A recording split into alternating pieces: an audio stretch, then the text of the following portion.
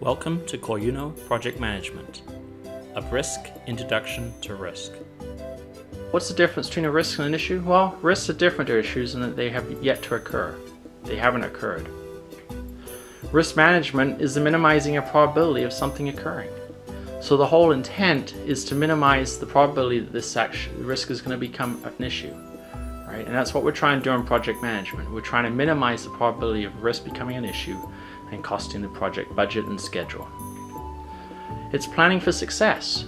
So the reason we spend so much time developing our risk register, we create our risk planning, is so that we can mitigate those risks as much as possible. Now, there's going to be issues on projects, and that's reality, but the key is to make sure that as a group and as a team, we try to mitigate those as best as possible. It's the development of a potential resolution strategy should a risk become an issue. So the whole plan here is, okay, well, we're trying to mitigate the risk as much as possible. What happens if it does occur though? What should our strategy be going forward? And so we can come up with some type of game plan that if it does become an issue, we can follow those steps. Okay, so if A occurs, then we're probably going to have to do B, C, D, and E, or F, G, H, and Y, right? Whatever the steps may be, the whole intent is to try to get some type of plan in place so that the moment that becomes an issue, we can resolve it as quickly as possible. And then finally, the compilation of a risk reserve that can be utilized if a risk should become an issue.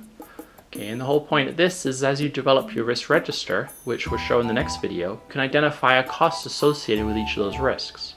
That risk becomes then a risk reserve in your overall budget on the project.